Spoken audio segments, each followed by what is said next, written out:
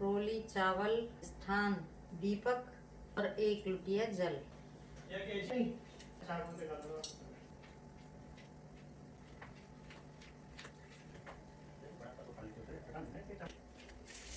अगर चला दी हो तो धनतेरस की बहुत बहुत शुभकामनाएं। ये मैं कर रही हूँ धनतेरस की पूजा और कथा सुनाऊंगी। अब एक दिन विष्णु भगवान लक्ष्मी जी के साथ मृत्युलोक घूम रहे थे।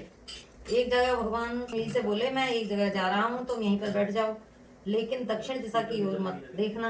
इतना कहकर भगवान विष्णु स्वयं दक्षिण दिशा की ओर ही चले गए।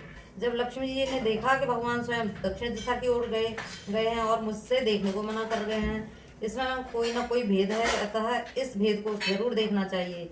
यह सोचकर लक्ष्मी जी दक्षिण दिशा की ओर देखने लगी। उस समय उन्हें दक्षिण दिशा में पीली सरसों का खेत दिखाई दिया। उसे देखकर लक्ष्मी जी की आंखें ललचाईं और उस खेत में जाकर अपना श्रृंगार किया। आगे और कुछ बढ़ी तो गन्ने का खेत देखा। गन्ना देखकर उस खेत में गन्ना तोड़कर चूसने लगी। इतने में विष्णु भगवान आए और लक्ष्मी जी को वहां देखकर बहुत क्रोधित हुए।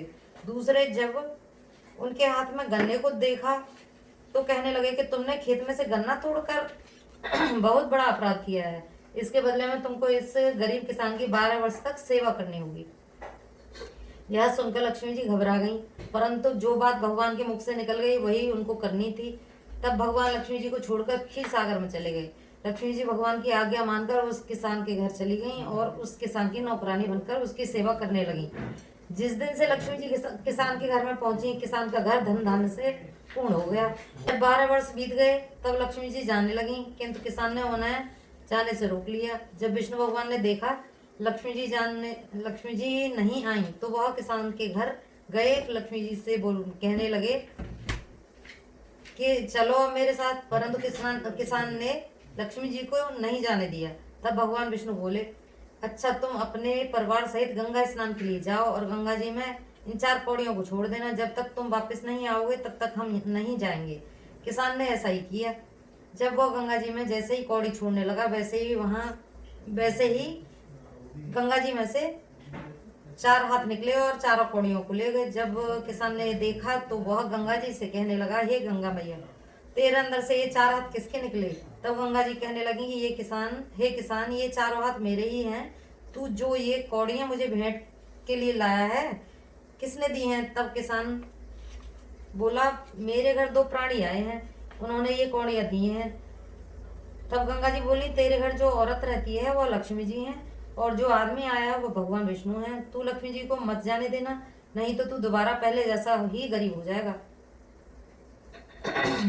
यह सुनकर वह गंगा स्नान करके वापस अपने घर आया।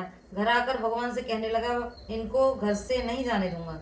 तब भगवान बोले, यह तो इनका दोस्त था, अतः इनको मैंने दंड दिया था। इनके दंड के पूरे हो गए, इसलिए अब तो इन्हें जाना ही है। तब किसान बोला, मैं इन्हें नहीं जाने दूंगा। तब भगवान हंसकर कहने लगे, हे किसान, लक्ष्मी बड़ी चंचल है, आज नहीं तो कल तेरे घर से अवश्य चली जाएंगी। तू तो क्या अच्छे लक्ष्मी को जाने से नहीं रोक पाते हैं?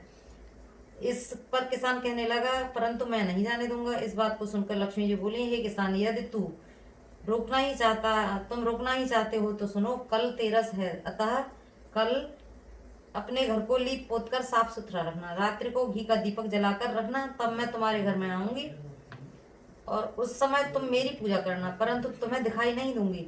किसान ने कहा, अच्छा मैं ऐसा ही करूंगा। इतना कहकर लक्ष्मी जी चारों दिशाओं में फैल गईं और भगवान देखते ही रह गए। दूसरे दिन किसान ने लक्ष्मी जी के बताए अनुसार कार्य किया, उसका घर धन धान्य से पूर्ण हो गया।